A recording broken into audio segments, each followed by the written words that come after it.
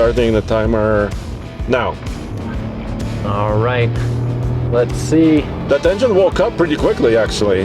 Yeah, and it revs. And even though it's squatting quite heavily, nonetheless, like those bumps we just went over, those bumps didn't feel that bad.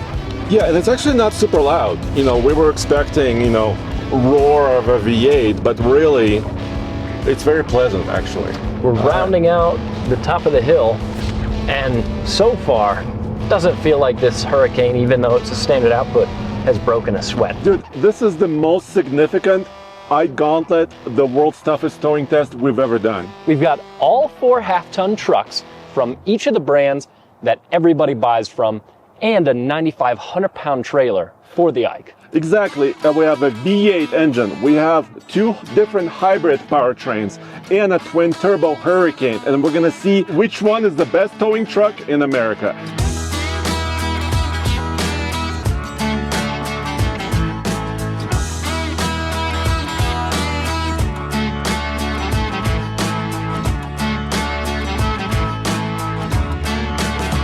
We're pushing these half-ton trucks to the absolute maximum with this trailer. It's a 20-foot tilt Big Tex trailer, and I have here our skid steer.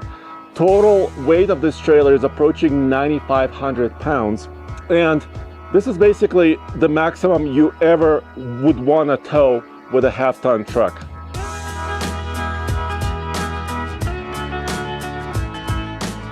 So dude, this is a pretty epic test because we've done heavy-duty truck comparisons in the past with 3. We've done some mid-size truck comparisons, but this is the meat and potatoes because it's the half-ton class. Exactly. This is the truck that most people are going to go out there and buy, and we've got all 4, which makes this a huge deal and a big video for us to put together. And you really did it. You got all these trucks together, which is not easy. Yeah, it took our entire team. It took the manufacturers who provided these loan vehicles to us, and of course our entire video team as well. And the Tundra is first, so we're going down the mountain. So we are in the Eisenhower-Johnson's tunnels, which at the top of the world, Eisenhower Ike test, and the top elevation is 11,158 feet above sea level. And we've got a 7% grade for 7 miles as we pop out of the tunnel here. That's what really makes this such a torture test.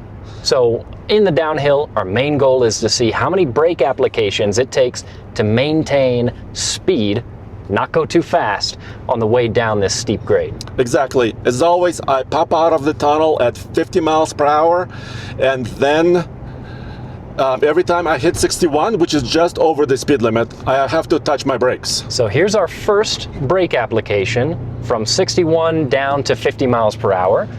And already the powertrain has responded, it's downshifted, yes, and we're just under 4,000 RPM. Exactly. That was really nice to see, actually. And also, this is a hybrid. The battery is not humongous. Oh, here's number 2. It's a 1.87 kilowatt hour battery, so it's not a huge battery. But I will say that there are a lot of hybrids that do really well on the downhill because they're able to use the hybrid system to regenerate a little bit of power, and that creates drag that helps slow you down. Although the amount of weight we're pulling today, it's going to be a tough task for this powertrain to keep that speed in check. Yeah, and remember, the Tundra has actually 2, this is number 3. Brake application number 3. Yep. The Tundra has really 2. Ooh, it downshifted again. Yeah, so now we're over it's liking 4,000. it. It wants to play. Yeah, which is great. It's responding exactly how we want it to. Yeah, and by the way, you always comment with these videos and say, downshift it manually, please. But actually, we're testing the truck, not me, right? Exactly. We want to see how the programming built into these vehicles in tow haul mode responds on its own. Here's number 4, correct? Yep, that's our 4th brake application. But I'm so far pretty impressed. I think that this powertrain is doing a good job. It's doing everything it can to try and slow things down. You know what we found recently is that the smaller displacement engines are having a little bit more of a hard time with slowing big loads, right? Yeah. because it's just about displacement at the end of the day, right? Yeah, which makes sense. So on the downhill, it'll be interesting to see how the V8 and the GMC does as compared to all of these 6 cylinders, which is everything else that we're testing. Here's another one. So that should be what, number 5? Yeah. Yep. So for this test, we do have this Tundra Hybrid, but it's a platinum model, which means it's a little bit more option, a little bit more premium. Yeah, and because of that, it's not going to have as much payload as some more basic trucks, and this truck is sitting right at 1,290 pounds.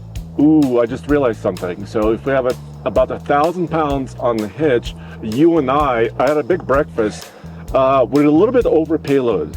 Well, I skipped breakfast, so maybe that'll help. Oh, okay. But our tongue weight is right in line for what we want to see for the weight of the trailer. Exactly. So yeah, but we are borderline. I think we're right at the limit of our payload on this Tundra. Yeah. The Tundra has 2 kind of tow haul modes, and you can kind of specify it in the system. It's showing me its estimated length of the trailer at around 27 feet, which is mostly right because the deck is 20 foot. Yeah. And then there's, of course, the tongue of the trailer. Ooh. Oh, and it upshifted. It had an interesting upshift. Here's our 6th brake application. Now, as we mentioned, this truck is sitting pretty low in the rear end. Yeah. How does it feel from the driver's seat? You know, it's still very, very stable. I think we were right to put about 10%, just over 10% on the hitch. And even though it's squatting quite heavily, and we'll measure the squat in a second, nonetheless, like those bumps we just went over, here's another one. Number 7. Those bumps didn't feel that bad. So even though we might be touching the bump stops, the ride is pretty nice still. And the truck seems to handle the weight okay. I drove this setup exactly as it is from our ranch to Silverthorne, where we're doing our testing here. And through that entire drive, it, like you said, felt stable, felt good. Number 8. So as you can see, it's kind of telling me what's going on with the battery. It's almost full. So maybe it was using a little bit of that deceleration, right, to help charge the battery a little bit. But now we're kind of relying on the downshifting, and we're relying on the engine, right? Yeah, and there's only so much that it can do, evidenced by the fact that we're continuing to have to use the brakes. So we're at 9 brake applications now, and there's still a good amount of the hill left. This is going to be a more difficult Ike than usual. So a lot of times when we're pulling a trailer on the Ike, we like to see under 10 brake applications, depending on what vehicle and what trailer we're pulling. Today, we're going to be on the higher end just because of the weight of the trailer we're pulling. 10,000 pounds for a half-ton truck is not nothing. What is this truck rated at for towing? For towing, it's rated at 11,020 pounds as it sits right now. So it can technically pull more. Just a little bit more, yeah. Yeah, and we've got a 331 rear axle ratio. Which is kind of a unique thing that Toyota does, right? Some of the other manufacturers have kind of a little bit more standardized ratios, I would say. But this is the only way. Is this 9? 11. 11? Yeah. So dude, let's count down the towing tech in this Tundra. So first of all, there's a tow haul mode right here in the center. Yeah, right? so it's big and it's easy to find, which I appreciate. Very nice. It's also next to the drive modes. Then, if we ever needed it, there's the camera button here, and also a feature that will help you straighten out your trailer when backing up. Which is pretty cool. And I love the fact that they've got a more traditional style shifter here in the console. Yeah, even old dudes like me appreciate that too. And also the trailer brake controller is right here by my right knee. But from the driver perspective, it's hidden behind the steering wheel, right? So if I have muscle memory, I will be able to reach it here, but I need to get used to that. Yeah, you can't necessarily see it that well from where you're sitting. Yeah. But I have to gripe about this again. We don't have numerical temperature values, so it's kind of difficult. Here's another one. That'd be 12. It's kind of difficult to tell exactly how stressed the truck is, but we still have the bar graph, so obviously we'll be able to know when we're reaching near limits, right? Yep. It takes a lot of temperature for these temp gauges to move. That'll be more relevant when we're doing the uphill. Exactly. But I agree, having a more detailed readout, like you can program, and especially a lot of the Ford trucks, is nice. That amount of information just gives you more more to think about and more understanding of what's going on. One more. I have to hit it again. All right. So, seems like 13 is the end of it. We'll see how that compares to the rest.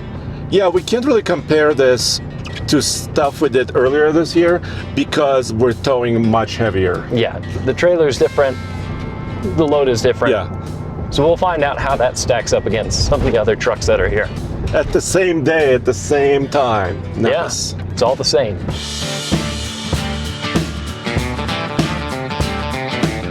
Are you ready to climb up this mountain, dude? I'm ready. I'm ready with the timer. As soon as we hit the line where we start merging in with the highway, exactly. I'll start us off. So we start at 35 miles per hour, and I'm gonna hit it right now.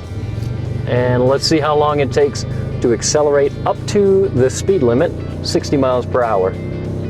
Okay, I can feel that torque. It's working hard. This is heavy. Now.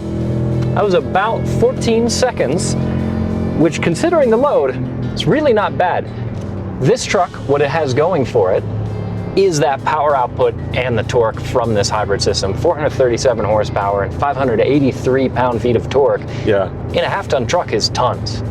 Yeah, let's go look under the hood and check it out. So this is the new Toyota Tundra, but it's the iForce Max. It's a hybrid. Exactly. So that gives us some extra output. Total, we have 437 horsepower, 583 pound-feet of torque. So it's substantial. Turns out it's the most horsepower and the most torque out of all four of these trucks that we have here today. And of course, it's backed up by a 10-speed automatic transmission. But, well, this truck is squatting quite a lot, actually. Yeah, I think the powertrain's gonna have no problem with 9,500 pounds. The rear springs, maybe a different story. Dude, we're being passed by a semi? Oh man! What is happening? He's hauling. Wow. I mean, we're climbing at 60 miles an hour, so, I mean, we're doing everything correctly. Yeah, it's got places to be. Now, to the Tundra's credit, it's really having no issue maintaining the speed limit. No, and I think you and I, and also Roman and the rest of the team, we have spoken about this before, where Toyota really isolated, you know, with this iForce Max powertrain. They're not calling it like their usual hybrid name, right? They're really focused on torque and horsepower.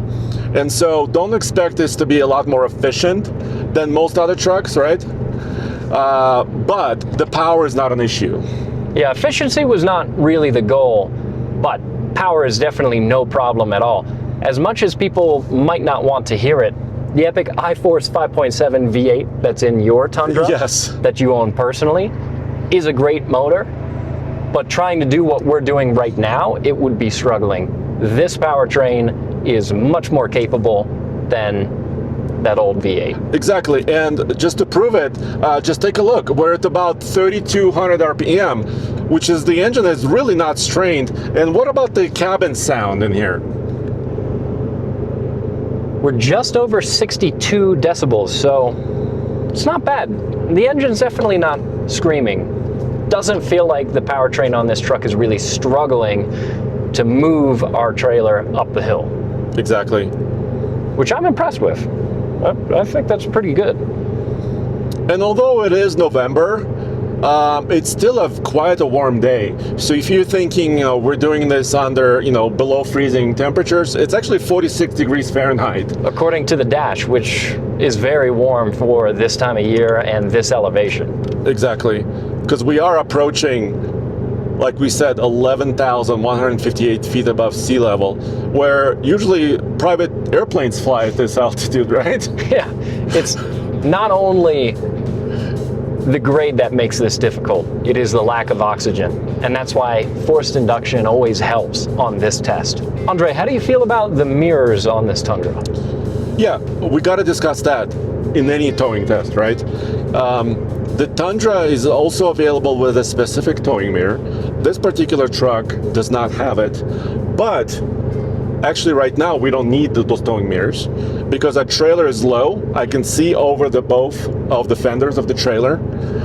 And actually I've measured mirror reach on each truck is 13.5 inches of reach, basically from the body to the edge of the mirror, which is actually maybe not the most of a half-ton truck mirror, but really good. To this truck's credit, these are big mirrors, so even though it's not a towing specific mirror, it's got a lot of area that lets you see a lot. If this were a box trailer, we would be struggling a little bit more because you wouldn't be able to see over the fenders and it would be a little bit more blocked. But because we've got the car hauler trailer, it's really not an issue. So, okay, so as long as I can see here on some of my gauges, everything is within norm. I'm not seeing anything abnormal. I still am in tow haul mode, and we're basically reaching the very top. Yeah, temps are all within range. I think this truck could do this all day long. Doesn't seem to struggle with it at all.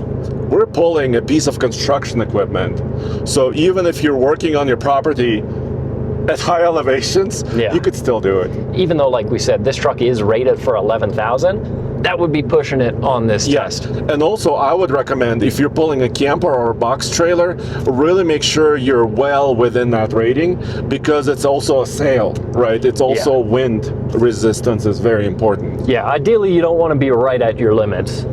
How are we doing on time? We're still under 8 minutes and we're very close to the lights where we stop the timer. We did come across just a tiny bit of traffic, so I would say that the truck... It should be a perfect 8-minute run, right? Yeah, the truck did a perfect time, basically. Okay, stopping the timer now. Yeah, so 8 minutes, 3 seconds. We say that 8 minutes flat is a perfect time. And do you want to show this really quick? 3.4 mpg. 3.4, it just flipped over to 3.5. So let's call it, 3.5-ish. So let's take note of that and let's compare. While Case and Grant are doing all the hard work, I was going to measure squat. So the GMC with the trailer on it is about 35 inches. And I usually want to measure on both sides. And I started out, take a look, at 38.5. So that's approximately 3 to 3.5 inches of squat. The Tundra squat is about 4 inches, which is one of the most I've seen. So far, these trucks are feeling the pressure of this trailer.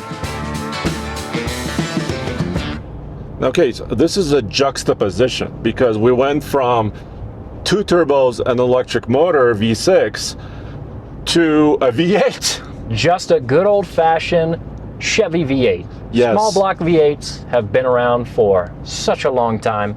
This is a staple of pickup trucks going back many, many decades. So this feels very familiar. Exactly, and it sounds nice. We'll listen to this engine on the way up the mountain. On the way down the mountain, I'm really rooting for this engine because it could be the best downhill performer. It might still surprise us, but we'll see what happens. Yeah, it's got the most displacement of any of the engines here by far. Yes. So it's definitely got the potential to do a relatively good job slowing down this trailer without us having to ride the brakes as much. But we don't have a super aggressive rear axle ratio on this truck, correct? No, it's a 323 rear axle ratio. It could have been a 341, but that's not a huge difference actually, right? Yeah. So we will take what we can get. Yeah, and it's good for fuel economy in general. Yeah. We'll see how it does on the climb, but that's for later. All right, we're popping out of the tunnel exactly 50 miles an hour, exactly like we did in the Tundra, and we're gonna count brake applications. Absolutely. So see how quickly it downshifts with our first brake application. All right, so it doesn't seem like it's recognized we're going downhill yet. And we are in tow haul mode. Exactly. So now's our first brake application. Let's try to do this. I haven't really heard it downshift, at least not aggressively. So we'll see, maybe 1 or 2 more brake applications and it'll start to do a little more for us. Dude, look. Super cruise. Okay, sorry, I'm not gonna use it because we're doing something else. We're not cruising. Yeah, but it is cool that it works while you're hooked up to a trailer. It was working. All right, now brake application number 2. Number 2. It did downshift, but not aggressively. Yeah, our tack, we're sitting maybe right at 3,500. Maybe 36, yeah, something like that. Picking up a little bit of RPM as we pick up some speed going downhill. Please don't cut me off. Please don't cut me off. They're thinking about it. Now for number 3. Number 3. So it is picking up RPM once we pick up a little bit of speed. It's hovering right around 4,000 RPM. You can't really ask that much more of it. So I think it's doing its best. Yeah, and it's actually not super loud. You know, we were expecting, you know, roar of a V8, but really, it's very pleasant, actually. Yeah, it's kind of a muted sound. You hear it a little bit more when you're on the throttle versus just engine braking. Yeah. Which is nice. If you pay for the 6.2, you might as well hear it a little bit. You gotta hear it. There's 4 on the brake applications. And you know something else? It's interesting because Ford, Ram, and now Toyota are offering kind of high-powered twin-turbo setups in their premium trucks, but GM is still not. I mean, they do have a diesel 3-liter.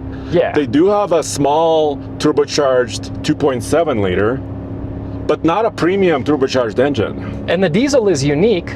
I like the fact that they have that 3-liter Duramax that you could get in a truck of this size because it's a very torquey engine, good fuel economy, it does a good job. Here's our 5th brake application. For this test, I think that the 3-liter Duramax would have done really well, but that's not what GM chose to send us. So we're testing the 6.2. Yeah, and actually, another reason why we are testing a 6.2 liter is because we're doing a lot, so stay tuned. The iGauntlet is only one thing we're doing, right? We're also doing an efficiency test, Denver 100, and we are also doing drag racing. Yeah, and the 3-liter Duramax would not do as well with drag racing. Yeah. So this 6.2 might come into its own on that test. But for towing and for fuel economy, it would be a good option. If you're towing a lot, I would recommend it. Now GMC is doing actually pretty well because here we have the most option truck you can almost buy. It's a Denali Ultimate. It's got all the bells and whistles. Exactly, but the payload number is pretty good. 1,494 pounds. Yeah. So we are not overweight. Yeah, exactly. That's fantastic. It's a couple hundred pounds more than the Tundra here. Yeah. And that's going to help out a lot because we are pushing these pretty much to the limit. Yeah. It seems like it's doing a little bit better than the Tundra. Overall, but not amazing. No, we're still having to use the brakes at pretty frequent intervals, but it's a heavy trailer.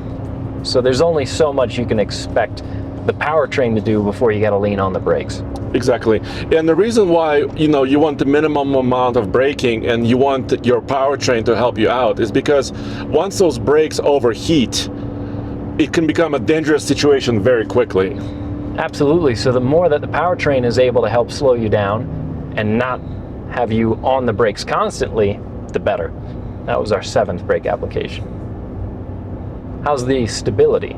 We're rolling on 22s, but it feels like we're rolling on a cloud. I would say, unsurprisingly, a little smoother than the Tundra because I think we were right at the end of the suspension's travel in that. Here's another one. 8 brake applications so far. So I agree. So far, this is smoother. Yeah, the T1 generation of pickup trucks, and this is what we're in now, came out in 2020. They have a slightly longer wheelbase than most competitors by about 2 inches, right? Yeah, so it's about 147.4, and that helps a lot of times with comfort, but also stability. And stability, yeah, absolutely. Now for a heavy towing test, we need a heavy-duty hitch to handle all of this, and that's why we're using our WaySafe weight distribution hitch. When we're pulling as much weight as we are now, this weight distribution system helps out not only with the amount of weight that we're throwing on this hitch, but also with stability going down the road, and we've got a built-in scale so that we can see exactly how much tongue load we're putting on the back of these trucks. But we are getting close to the bottom of the hill. If we can have only one more, but in theory, then that could be good. I think the whole scale is a little bit skewed, right? Because once again, we're towing heavier than before. Exactly, so all the trucks are gonna have a harder time. Tell you what's not a struggle, sitting in this beautiful leather seat with my ventilation going. Oh, Are you going to enable a massage soon? Oh, here I was might. This 11? is number 11, and And we're done we're at the bottom of the hill. So it's better than the Tundra. by 2. Yeah. And Okay. we'll see how it stacks up to the other trucks. But like you said, big displacement engine. It's A lot helpful. of times, in our experience, do better jobs with slowing down the trailer. Makes Exactly. sense. It's more motor. All right, so the Tundra set the benchmark at what, about 14 seconds acceleration, 35 to 60. Exactly. And now we've got a V8, 6.2 liters. So we'll see how it stacks up. And it's also going up the mountain, right? You have to keep that in mind. Ready? Yeah. And go. Timer started. And man, the Oh. V8's working. Oh, those are good sounds. Come on. All right, so gotta that's say. about 50. It's easily the best sounding of the four. Yeah. Oh, by far. Yeah, it's kind of no contest. And now. That was about 17. Okay, so about, we kind of expected that, right? For sure, it's down on power figures by comparison. Well, because also it doesn't have forced induction. I mean, if this was supercharged, if we were in the Escalade V right now, Be lightning fast. yes, but we're not. That wasn't the point of this test, but still, pretty good. Yeah, not bad at all. All right, let's go look under the hood and let's check out this engine. Representing the V8s, we got a GM. And we had to go big for the V8. Yes. So this is the truck that's keeping it old school, naturally aspirated V8. This is the only naturally aspirated engine that we're testing today, but it's still pretty substantial, 420 horsepower, 460 pound-feet of torque. Big displacement. There is no replacement for displacement. 6.2 liters. Yeah, and a 10-speed as Exactly. well. So a lot of ratios to choose from. And actually, this is a Denali Ultimate, but it does have pretty good payload, so it shouldn't squat quite as badly. We'll see. All right, so as you can see right there, I'm maintaining 60 miles an hour. I mean, this is still early going on the iGauntlet uphill, but the engine is revving at about, what, 3,700 RPM once again? Yeah, and we're about to get steeper. So it's gonna have to work a little harder in a moment. So what I'm noticing with all like naturally aspirated engines, especially V8s and trucks, is that there is a moment when you're towing, when the engine is hunting for a gear, right? That happens less in a turbocharged truck, or in, obviously electric trucks don't have any gears. But in the turbocharged truck, you have more low-end torque, so that gear hunting is supposed, is less. And typically, a turbo V6, and especially if it's paired to a hybrid system, sits at a lower RPM. It's got that torque at a pretty low RPM number. So it doesn't feel like it's working as hard. This is the same experience we have with 5.7 Hemi or the 5-liter Coyote. Yeah. They're always screaming on a stretch of highway like what we're doing right now. Exactly. Do you want to measure the interior sound? Credit to the truck. We're also between 60 and 62 decibels. So maybe just a tiny bit better than the Tundra, even though this engine is screaming. Yeah. This is a We're very not. quiet cabin, not a lot of road noise. Right. I would agree 100%. You know what the noise I'm noticing? Because like sitting here, like three-dimensionally speaking, I'm noticing it by the bed, right, where the exhaust is exiting. I'm not noticing any sound up here, in front of us. And the sound we're hearing is once again a good noise. It's, Yeah. It's the sound of a V8, which is not a bad thing. But after a while, it might get a little bit tiring because it feels like it's working really hard. Yeah, but on a road trip, let's say you're pulling a camper or something like that, you wouldn't be climbing mountains for hours at a time, right? There'll be moments of that, and then other moments where it's nice. It's going to come and go, but for the 8 minutes that it takes for us to go up the hill here, maybe someone's wife, partner might get a little annoyed. Maybe child by might the get sound. annoyed. Yeah. It's okay. It's actually not that annoying. Unless they love V8s, which maybe they should. Exactly. How are the mirrors here, Andre? Dude, so we talked about how pretty large the Tundra mirrors were. Once again, this Sierra does not have a special towing mirror, which is available, so you could buy that. But this surface area feels even larger and they're a little bit more horizontal. I really like this, actually. So even though it's not a really big towing mirror with a convex portion, still doing a decent job. All right, let's count down the towing features here in the Sierra 1500. So the brake controller is kind of front and center. It's unusual, but I think very handy. Yeah, it's on the console instead of being on the dash, Yes. but it is very visible and pretty accessible. And they still have an old school shifter right here in the console, which I appreciate once again. But it kind of has a digital feel to it. I mean, the Tundra shifter has a little bit more traditional, kind of mechanical feeling to it. Yeah. This is a little bit more digitized. And then the tow haul mode is actually where it was before by my left knee, but it's kind of hidden in one of these knobs. So it's arguably not quite as convenient as it is in some of the other trucks. But one feature that I do really like on this vehicle is the fact that this truck has Super Cruise because it's a Denali Ultimate. It's very highly optioned, and you can tow a trailer with Super Cruise, which is pretty impressive. This is the only truck that can do this amongst all of these. All right, so the payload on the Sierra, like we said, was a little higher than the Tundra. What about towing? Towing on this particular model is a little bit lower. It's 9,200 pounds.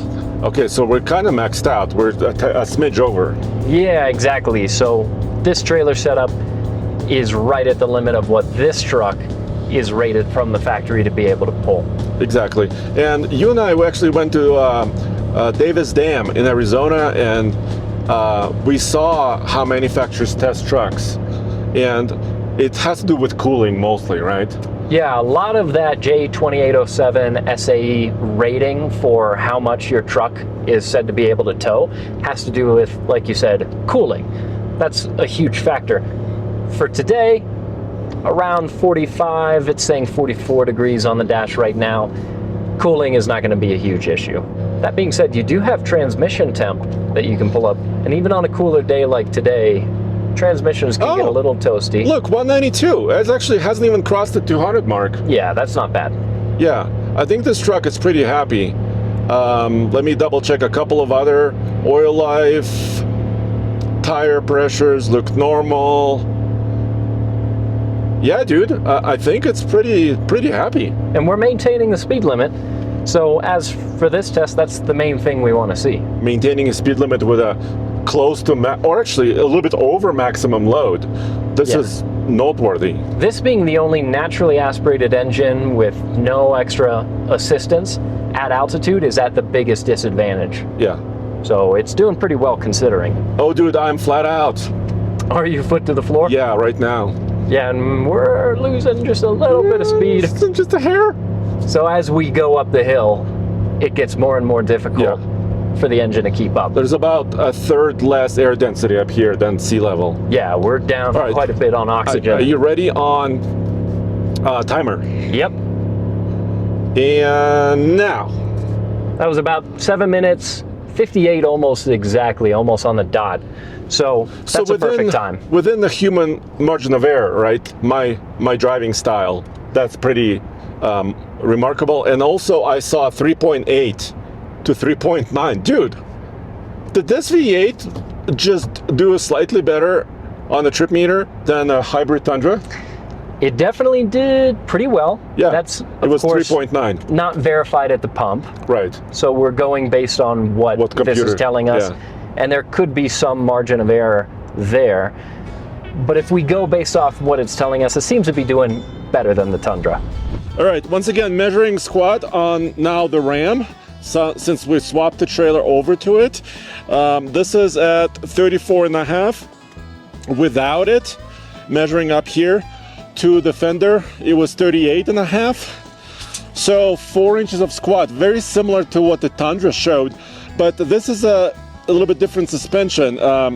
Well, from the GMC, this is a coil sprung rear end versus leaves. So 4 inches.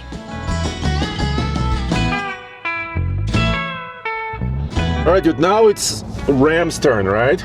Yeah, and this 3-liter Hurricane, like you've said before, it's a pretty new engine, Have we done an Ike with a Hurricane? We have, but Yeah. that was kind of a base tradesman truck. This is a little bit more nicer appointed. But nonetheless, we haven't towed this heavy with that other truck as we are right now. Yeah, so this is the heaviest that we've pulled with a Hurricane so far. We're about to pop out of the tunnel to start the downhill. But you know what? I'm not expecting a terribly great braking performance because this is the lowest displacement engine, 3 liters. It's true, it is the smallest, and it's not a hybrid, so it's We not don't gonna have be, any regen or anything like that. yeah, not going to be trying to regen any power.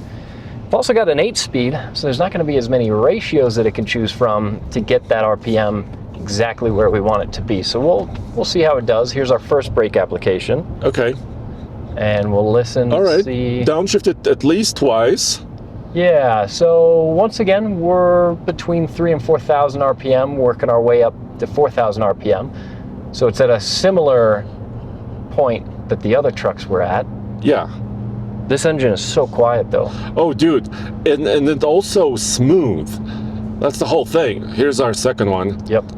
Even our producer and marketing director, Grant, he drove this on the way up here, and he mentioned how remarkably smooth and quiet this engine was. It is. It's dead smooth. I would argue that this is maybe the gas engine in a pickup truck that feels the most like an EV powertrain because it's so quiet, so smooth, and it's got a lot of torque. Some people might not like to hear that, but it does all of some of the best things that an EV can do. Here's another one. That's our third brake application. Yeah, by the way, big semi-trucks, you might see us passing them on a downhill, and there's regulations, right? So for big semis over 26,000 gross combined weight, they have to maintain a lower speed limit because they could actually burn up their brakes. And we've seen it plenty of times. Obviously, we run this stretch of road a lot. Yeah. Here's our fourth brake application. This is a dangerous stretch of highway for pulling a heavy trailer on. Well, there's a runaway truck ramp. Right next to us, and we've seen them being used. Used frequently. Now here's a little behind the scenes. Setting up this Towing Truck of the Year competition for 2026, I asked every manufacturer to provide kind of a mid-grade truck with a mind for performance and towing. And Ram delivered, really. Yeah, they definitely listened because this truck's got towing mirrors. It's more of a middle trim. Yeah, it's a big horn. And that means our payload figure is pretty good. It's the best of this bunch. It's 1,757 pounds, which means we can bring 2 extra folks with us on this test if we wanted to. Yeah, so that's a really good number. Closing in on 2,000 pounds, I'm pretty impressed. Yeah, I mean, we get the trucks for testing that we're able to get. I mean, it's pretty difficult to do, so it's a good comparison. But you know what? The ride and handling is pretty stable still, nonetheless. Seems well behaved. It's maybe not as smooth as the GMC, but would you say smoother than the Tundra? I think the jury is to be out still. Let's hit a few more potholes. Yeah. But you know, people always complain. Here's another one. People complain usually because Ram has been using this coil sprung rear end, right? This is not an air suspension, even though they also have that option. Yeah. For being less stable. But I disagree. I mean, it's a really, you know, kind of a 5-link system in the rear, and it works quite well, even towing super heavy like this. Yeah. And as we hit some Here's more... another one. This is number 7. As we hit some more bumps, maybe it's not any smoother than the Tundra. It's hard to say. They're pretty comparable, but so far the GMC, I would say, has been the smoothest. I would agree. Here's number 8, brake application. Can you show our screen here? I don't know if it will come out, but Ram has another pretty good screen here where it also shows trailer brake gain as well as other trailer information and my transmission temp all on the same screen in the center, so the passenger co-pilot can also monitor this. So let me hit the brakes. This is the next one coming up.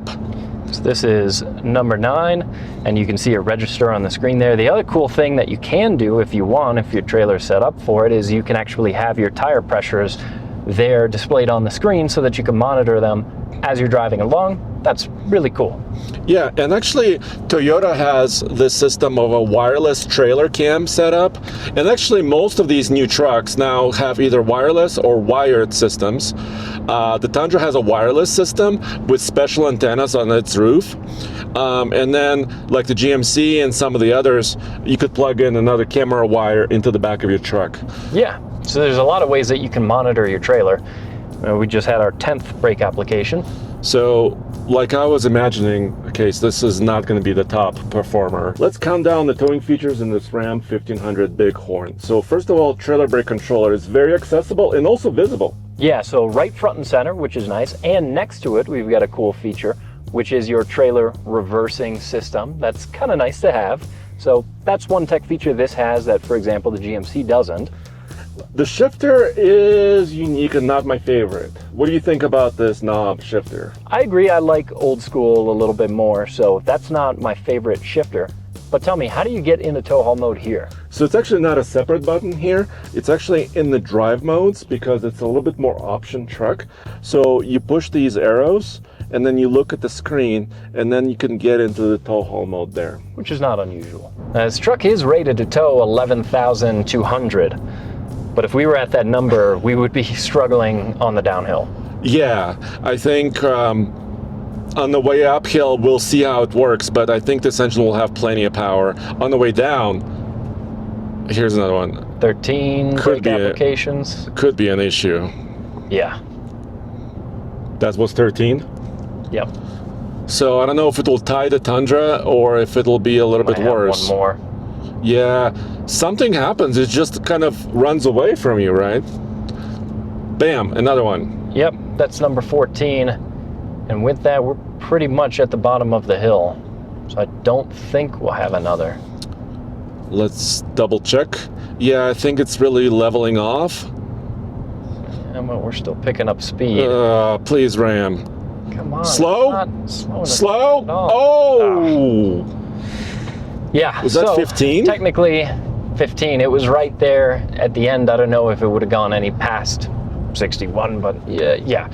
We'll call it 15. Yeah. So I was talking about turbocharged design because, of course, all the big turbo diesel engines in the heavy duty trucks and also the 3-liter Duramax have kind of a built-in exhaust brake feature, right? Yeah. But the turbocharger design and the materials that those turbos are made of are different. So even that's kind of how it was explained to me. Yeah, those engines are able to handle that amount of back pressure. Yeah.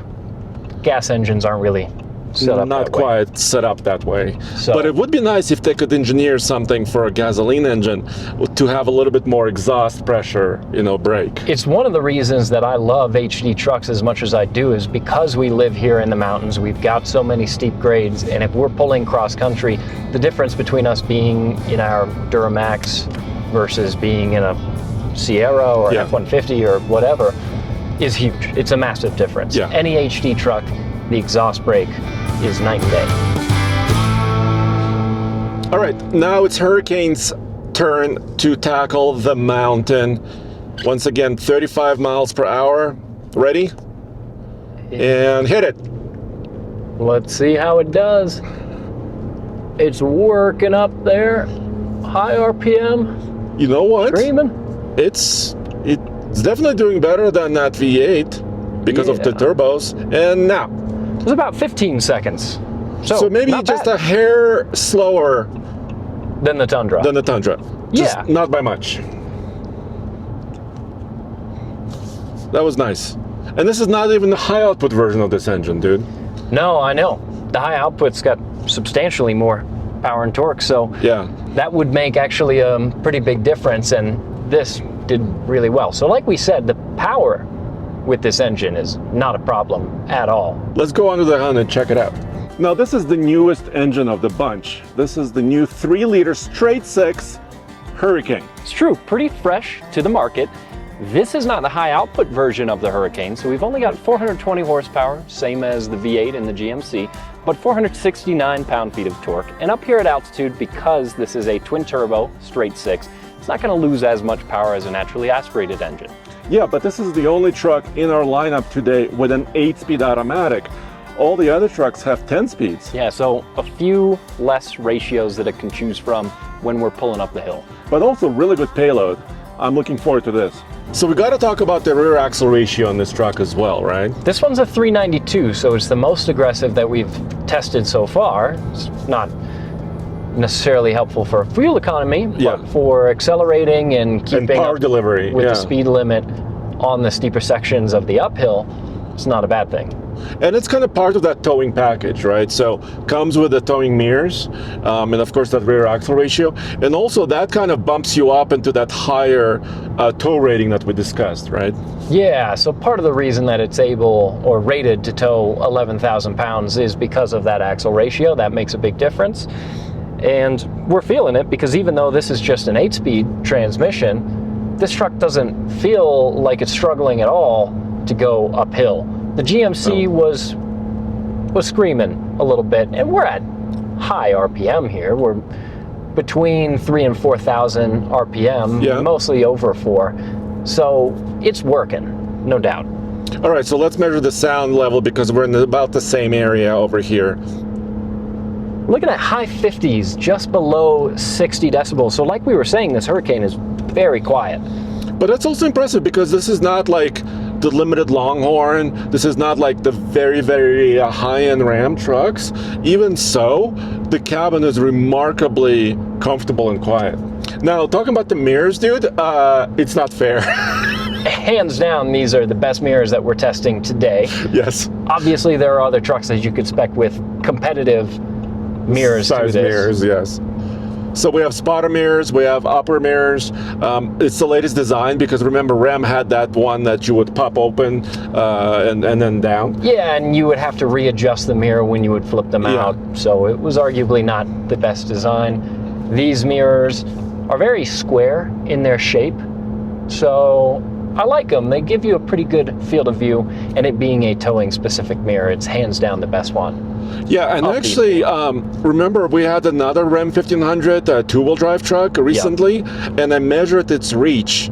I think I have it here somewhere on my sheet. 14.5. Yeah, so remember the Tundra was closer to like 13 and a half. Yeah. So actually the basic mirror on the Ram has quite a bit of distance. Pretty nice mirrors also. Yeah, so even the standard mirror is pretty good. But if we were pulling a box trailer, these mirrors would be a lifesaver. Okay, let's look at the temperatures, shall we? Okay, I love these gauges, by the way, on the Ram. I think it's quite a bit better than the Toyota. Yeah, it's very detailed. And also, I would say a little bit better than GM, because GM sometimes doesn't let you see everything. Yeah, these gauges you can configure to give you a lot of information and detailed temperatures, not just halfway up or 3/4 up a temp gauge. It shows you coolant temp 223, trans temp 198. You've got all those numbers precisely. Oil temp 230. Remember the Hemi engine specifically in the Ram, like 5.7, tends to run hot on oil temp, remember? Yeah. This one is hot-ish, but still quite a bit better. Yeah, 230 I don't find disturbing. And it's not even halfway up their gauge mark. Ooh, look, somebody's towing an old Mercedes. Tommy cannot see this. Nice. Because he would buy it. My old Mercedes is one of my few vehicles that doesn't need to be towed. That's great. Yeah. Okay, now we need to prepare for the final finish line. Well, the Ram finish line. We still have the Ford to test. Final countdown, if you will. It's the no, I'm not going to do it. We're rounding out the top of the hill, and so far, doesn't feel like this Hurricane, even though it's a standard output, has broken a sweat. Yeah, and I kind of had it locked in a little bit at 60 via cruise control, and it was very easy. A lot of pedal left now. 7 minutes 50. So, okay. Yeah, it did a perfect time. Like we said, didn't struggle whatsoever to maintain speed. It wasn't quite as quick accelerating up to the speed limit as the Tundra, but on the uphill did really well, and it did better than the Tundra on fuel economy. 3.9. So it kind of matched that big V8 actually, according to the trip meter. Once again, there is no gas station at the top of the mountain, unfortunately, so we can't really verify precisely, but that's why we do Denver 100 testing, right? Exactly. Denver 100 loop, we measure it at the pump, So, and we run them on the same day. Stay tuned for that, because next week that's coming very, very soon, and you'll be able to see that video in detail for the most efficient truck of them all. But uphill performance on the Ram, really good. High marks. All right, and then finally, measuring the squat of the Ford. And the Ford does it a little bit differently. When it's empty, the Ford rear end is a little bit higher in the air. It started at about 41. It went to 37 and a quarter. So also similar, almost 4 inches of squat. But Case, what if you look at it from the side? It looks kind of level, doesn't it? Yeah, the nice thing is that even with all that squat, our hitch receiver is still high enough off the ground, but our hitch isn't super close, our chains aren't super close. So I like where this truck is sitting. Maybe the most of any of them so far. It's not far off of the GMC, but doing really well. Dude, you know how I always complain that the trimmer that we have when it's unloaded, because we usually don't tow with it, Yeah. the rear end is kind of in the air, but this is why. That's the upside. Okay, and last but not least, we're back on a V6 twin turbo with a hybrid system, and it's a Ford.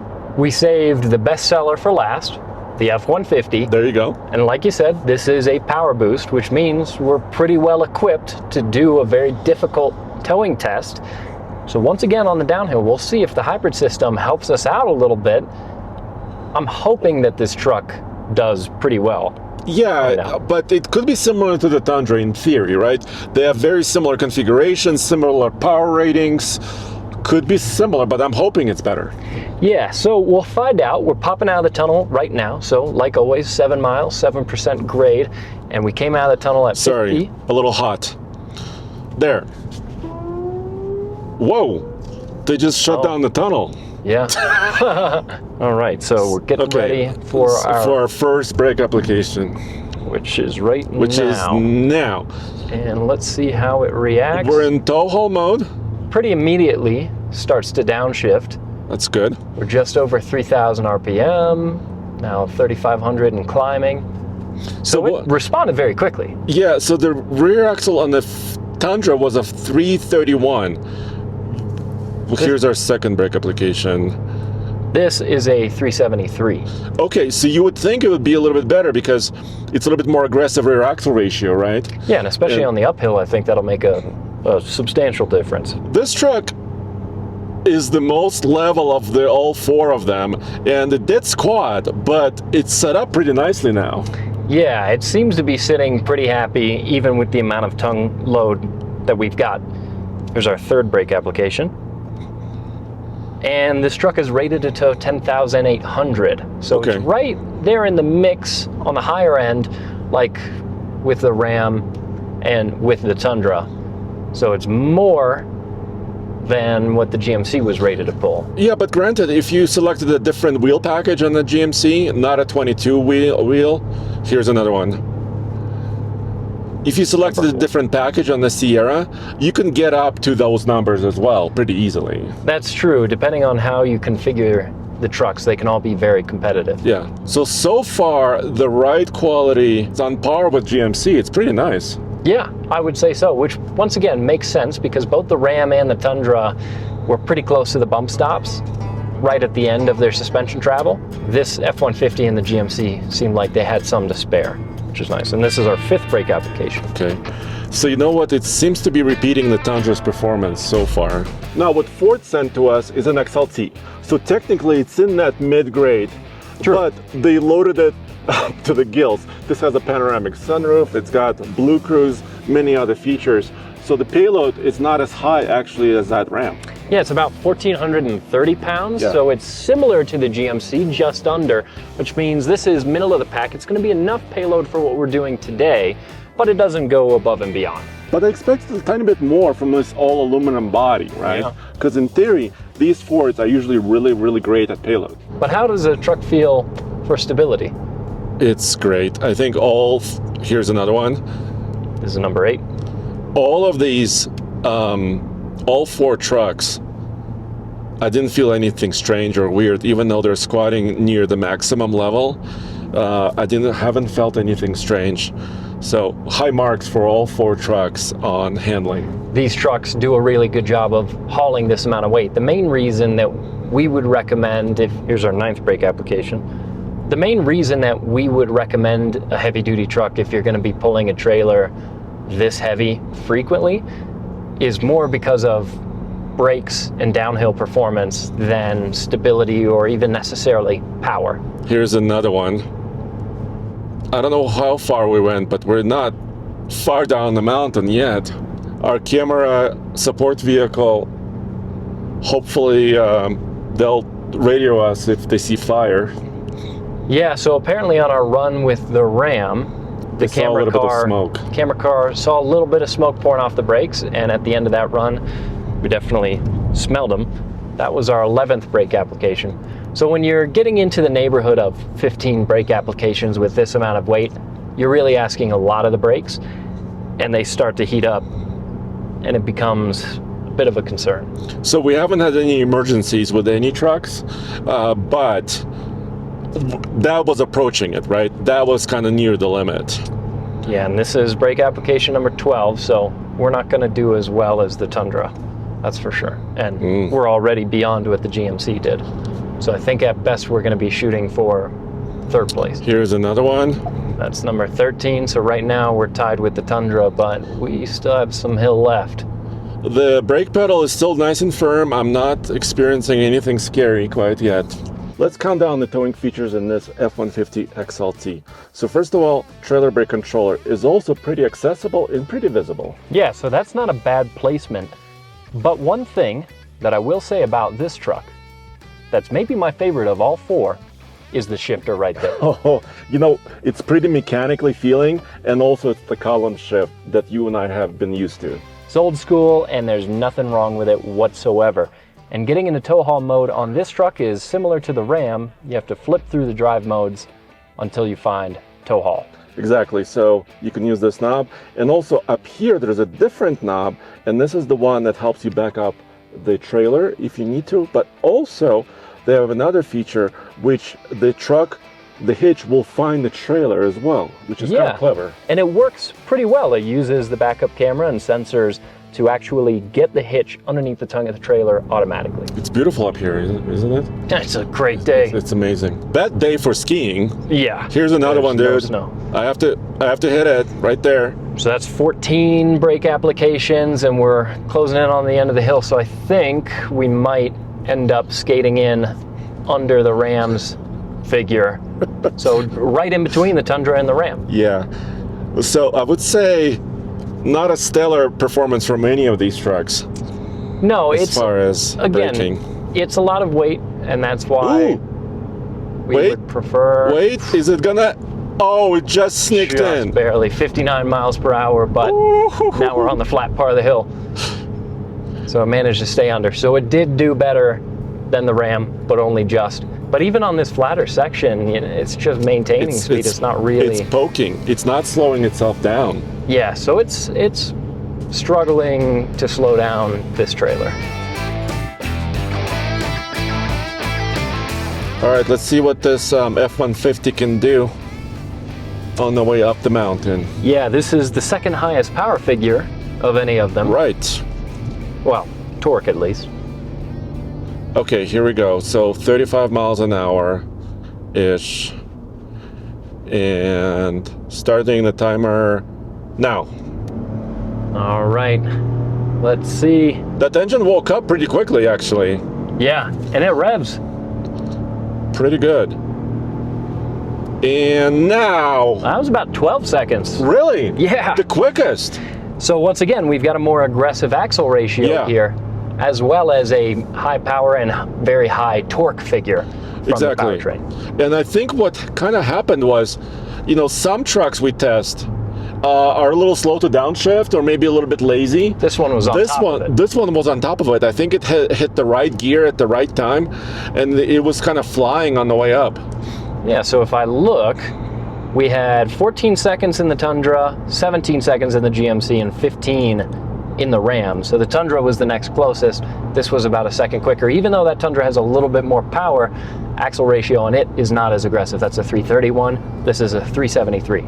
Yeah, let's go check out this 3.5 liter. Last but not least, we have the twin turbo V6 3.5 liter power boost. So also a hybrid system paired up to the twin turbo V6 for a total output of 430 horsepower and 570 pound-feet of torque. So pretty respectable.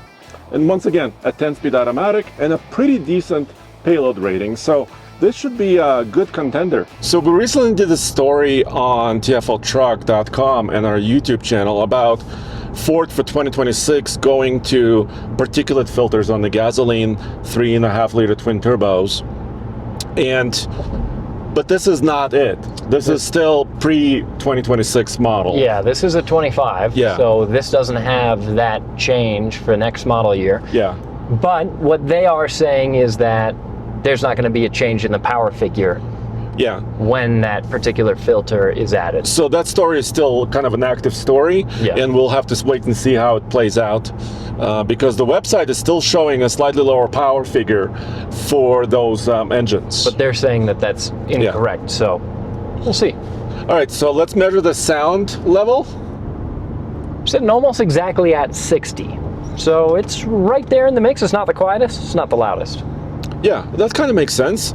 But you know what? Like 1 decibel difference at that level is not a huge difference. Actually, Yeah. 1 or 2 decibels, right? It's basically within a margin of error. Now let's talk about mirrors. Yeah, so Not the biggest, actually. and the reach on these isn't that great, 12.5. So less than the Tundra, a little bit less than some others. So once again, you can also get a towing mirror. True, and the just- Ford's towing mirror is substantial. Some and of it the gives you largest ones. a really good view. Now, one area where the Ford does really well is information that you get in the gauge cluster. It's amazing, dude. So first of all, in tow haul mode, the screen changes. So this screen down on the left, it's actually both down and up. So don't focus on this screen. This is my trip meter on the way up. And also my RPM meter moved up when I selected tow haul mode. And also my range got adjusted. So it kind of knows exactly how much I'm towing. I told it in the trailer setup. And the numbers, look. Yeah, so this is a very detailed gauge cluster, which is awesome. And you can actually go in and adjust that, because standard, it shows you a simpler gauge layout, but you can select detailed so that it gives you a specific readout. So now we can see our coolant temp, 223. We can see our engine oil temp, 228. So it's giving us a lot of information. It's also showing what gear we're in, RPM. They really pack a lot of info in that display. Actually, while we're talking about data, transmission is 221. You know, that might be one of the hotter transmissions we saw today. Yeah, it still doesn't Still feel okay. concerning, yeah. Still okay, but maybe a hair on the hotter side. But once again, tons of information that it's giving us, information that is hard to compare against all the trucks, because not all the trucks gave us those numbers. Exactly, and that's part of the rating for towing, right? Toyota seems to be, the most challenging as far as getting all the data that we really want. Which is frustrating yeah. because the information is there, the truck has it, it's Yeah. just not displaying it to you. And I like having this information. Some people might say, who cares if the truck is really having a problem, it's going to go in a limp mode, it's going to tell you about it. But what I like about this is I can watch those temperatures, and if I see frequently that these temperatures get high, maybe into the mid to high 200s, then I'm going to replace that fluid, whatever it is that's getting extra hot, more frequently than I would if it's staying within a more acceptable range. So that's just, knowledge is power. It gives you more information, and I think that's a great thing. And also, if you saw, like, let's say it was middle of the summer at Davis Dam, and you noticed a temperature spike somewhere, you could slow down, right? Yeah. You could adjust your driving style, and you can adjust to it. Yeah, you could come out of the pedal a little bit and make adjustments because you know that you're picking up temp. So I love that. That gauge cluster layout is awesome. As we finish up, we're having a little bit of traffic here. But we're still doing really well, especially because this truck accelerated so quickly from 35 to 60. Yeah. So we're still under 8 minutes, and our time is, even as we get slowed down at the top here, our time's going to be good. Yeah, we slowed down a smidge. It's showing 3.4 mpg, 3.4 to 3.5 here now. Yeah. So 759 Still a perfect run. Yeah, basically 8 minutes on the dot. So once again, a perfect time. None of the trucks struggled to maintain the speed limit. They all did really well. This one is tied for the worst fuel economy. Yeah. So right now it's saying 3.5. That's basically the same as the Tundra. Yeah. The other two did about 4. Yes. Once again, I wouldn't put a ton of stock in that exact number. Because we didn't verify it. Yeah, the real number could be a little different. But it's still a little amusing. I'm chuckling to myself that the latest hybrid trucks are getting worse than the non-hybrid trucks. You know what I'm saying? Yeah. It was the two hybrid trucks that actually did the worst, which you wouldn't necessarily expect.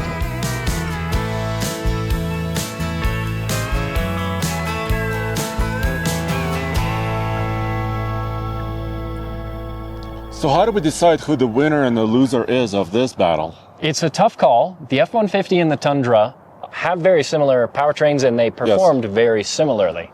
But I would like to kind of knock out the Tundra from the top spot because, first of all, the payload was one of the lowest we saw. The attitude of the truck with this trailer was not the best. The data it provided us was not the best either. And it did okay on the downhill for brake applications, but it wasn't the best. Okay. Now, the Hurricane. Poor downhill performance. So it did the worst on the downhill. Okay. And it did great on the uphill, not quite as quick accelerating as the other two, the hybrids, but it did better on fuel economy. But because it did the worst on the downhill, I don't think we can call it the winner. No. Now we're back to the V8 from GM versus hybrid from Ford. Yeah, and this is where it's a tough call because the GMC did the best on the downhill, which matters a lot. It didn't squat nearly as much as the Ram and the Tundra, so the F-150 and the GMC are pretty comparable on ride quality, on squat, and staying fairly level. And stability as well, yeah. But the GMC did better on the downhill, like I said. It did the best. The Ford did better on the uphill because the GMC was kind of at its limit. I got it. I would weigh the downhill more than anything else. It's all about safety, right? Yeah. GMC wins! Yeah, because the GMC still maintained the speed limit. It did better actually on fuel economy than the F-150 somehow. So, yeah, I agree. The V8, GMC. Guys, V8s all day long, all the time, forever. There's no replacement for displacement once again. As spec, the GMC is also the most expensive, though. But we can't weigh the pricing in because we didn't get comparable trim levels. You can price them all within a couple $100s of each other. So but none of these trucks are cheap. I mean, the least expensive truck you see here is about 64 grand. Yeah. So these trucks are not cheap. No, but the GMC did fantastic. Sounded good doing it. Looked good as well. So hats off to it. But there's more testing that we're doing. Yeah, stay tuned to this channel because we're going to have efficiency testing and also drag racing. That's right. We'll see you next time.